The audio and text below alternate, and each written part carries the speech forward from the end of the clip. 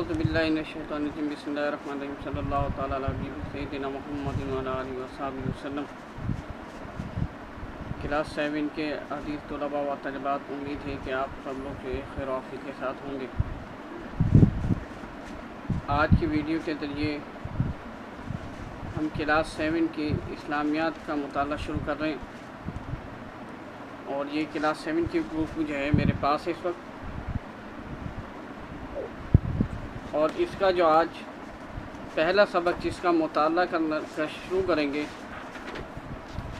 وہ ہے عقیدہ رسالت اور اس کے تقاضے۔ جی پہلا چیپٹر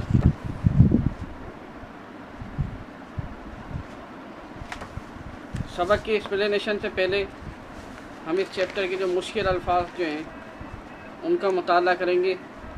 اس چیپٹر کے اندر جو مشکل الفاظ جو منتخب کیے اس کے اندر پہلا جو لفظ ہے وہ ہے رسالت۔ رسالت کسے کہتے ہیں؟ رسالت کہتے ہیں پیامبری کو اور سفارت کاری کو، یعنی کہ کسی کا پیغام کسی دوسرے تک پہنچانا، یہ ہے رسالت کا مقصد۔ دوسرا لفظ جو ہے وہ ہے دار و مدار۔ دار و مدار کے معنی ہے کہ کسی کام کی جس چیز پہ وہ بنیاد ہو، کسی کام کی کسی چیز کے اوپر بنیاد رکھی جائے، اس کو کہتے ہیں کہ اس چیز کا دار و مدار اس پر ہے۔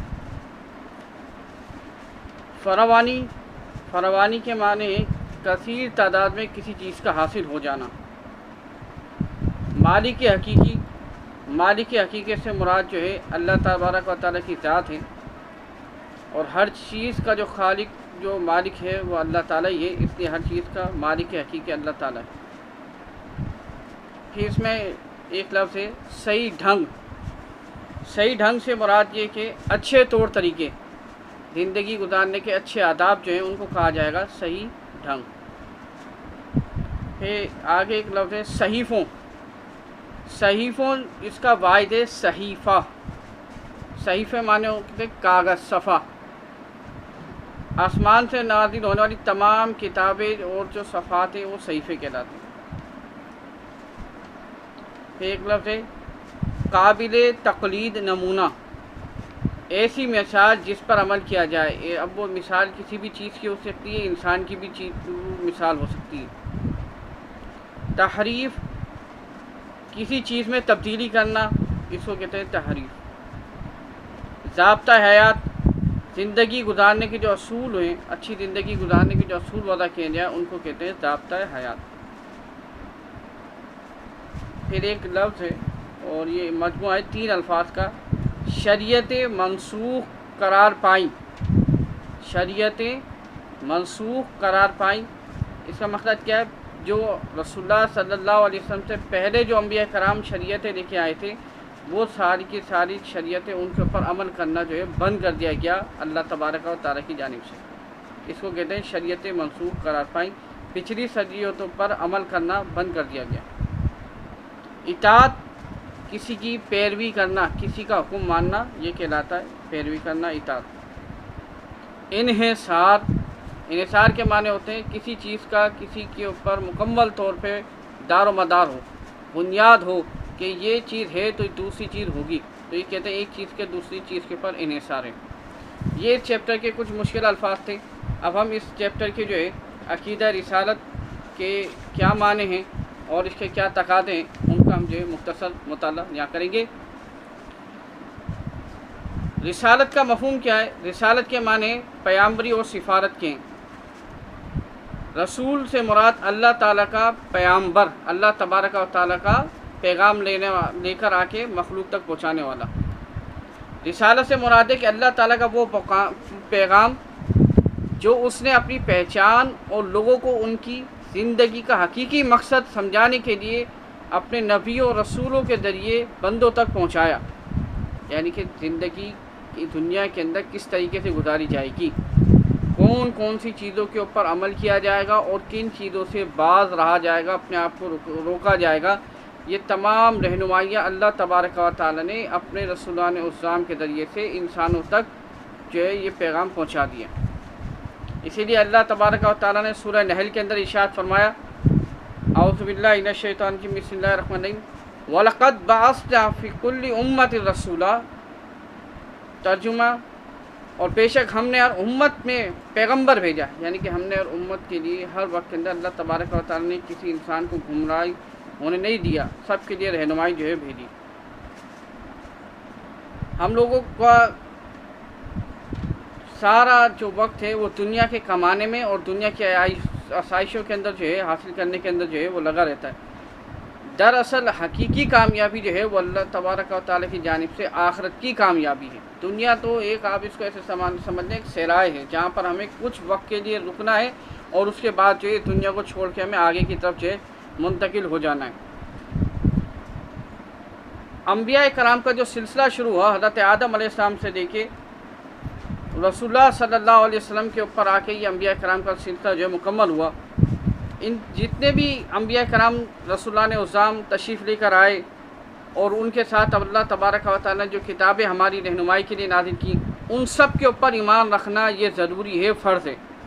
ہر مسلمان کے لیے ضروری ہے کہ وہ تمام انبیاء کرام کے اوپر ایمان رکھے، تمام کتابوں کے اوپر بھی مانے۔ اگر کسی شخص کے اندر نے اپنے اندر کوئی بھی ذرا سی اس بات کے اندر شک پیدا کرنے کی کوشش کی تو وہ دائرہ اسلام سے خارج ہوگا، اس کا عقیدہ رسالت سے کوئی تعلق نہیں رہے گا۔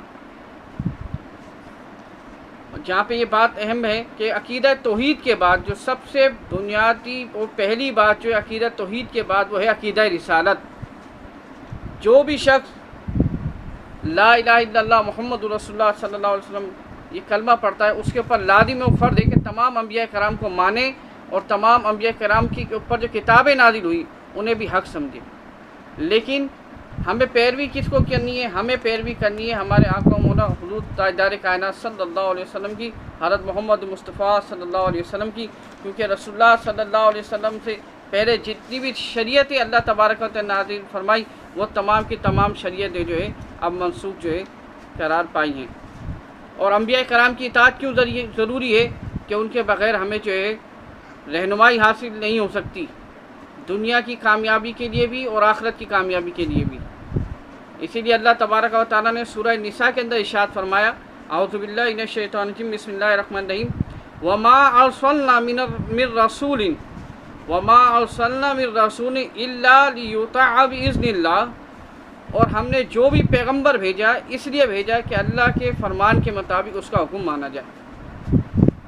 پیغمبر اللہ تعالیٰ کے پیغامات جو ہیں وہ اللہ تبارک و تعالیٰ کی طرف سے لیتے ہیں، اور انبیاء کرام کی ذمہ داری ہوتی ہے کہ وہ تمام کے تمام پیغام جو ہے اپنے امتیوں تک پہنچا دیں، اور امت کی ذمہ داری یہ ہوتی ہے کہ ان تمام جو ہے احکامات کے اوپر عمل کریں۔ اگر ہم ان احکامات کے اوپر اپنا عمل نہیں کرتے، ان کے اوپر عمل پیرا نہیں ہوتے تو ہماری ساری محنت جو ہے دنیا اور آخرت کے اندر جو ہے وہ ضائع ہو جائے گی۔ اور یہاں پہ میں پہلے عرض کر چکا ہوں کہ یہ بات ذہن نشین رکھنے کی ہے کہ رسول اللہ صلی اللہ علیہ وسلم کی بعثت کے بعد، رسول اللہ صلی اللہ علیہ وسلم کی اعلان نبوت کے بعد اب پچھلے انبیاء کرام جو شریعتیں لے کر آئے تھے وہ تمام کی تمام شریعتیں جو ہے منسوخ ہو چکی۔ اب جو اس وقت جو بھی لوگ ہیں وہ ہمیں مسلمانوں کو صرف رسول اللہ صلی اللہ علیہ وسلم کی دی ہوئی تعلیمات پر عمل کرنا ہے، لیکن باقی جو انبیاء کرام آدم علیہ السلام سے لے کے عیسیٰ علیہ السلام تک جو جتنے انبیاء کرام تشریف لائیں ان کی شریعت کو ہم یہ جانتے ہیں کہ ہمیں ماننا ہے کہ وہ حق تھی، لیکن پیروی جو ہمیں رسول اللہ صلی اللہ علیہ وسلم کی شریعت مبارکہ پر ہی کرنا ہے۔ اور یہ زندگی کے اندر اور آخروی کامیابی کے ذریعے ضروری ہے کہ ہم اپنی تمام خواہشات جو ہیں وہ رسول اللہ صلی اللہ علیہ وسلم کی پیروی کے تابع کر دیں۔ ہم یہ نہ سوچیں کہ جی ہمیں یہ کر لینا چاہیے، اتنا یہ معاملہ اچھا ہو سکتا ہے، نہیں، جو بھی رسول اللہ صلی اللہ علیہ وسلم نے ہمیں تعلیمات دی ہیں ان کے اوپر عمل کریں گے تو ہم جو عقیدہ رسالت کے اوپر مکمل طور پہ عمل کر رہے ہیں، اور یہی کامیابی کی جو ہے ضمانت ہے دنیا میں بھی اور آخرت میں بھی۔ اللہ تعالی ہمیں رسول اللہ صلی اللہ علیہ وسلم کی تعلیمات پر عمل کرنے کی توفیق عطا فرمائے۔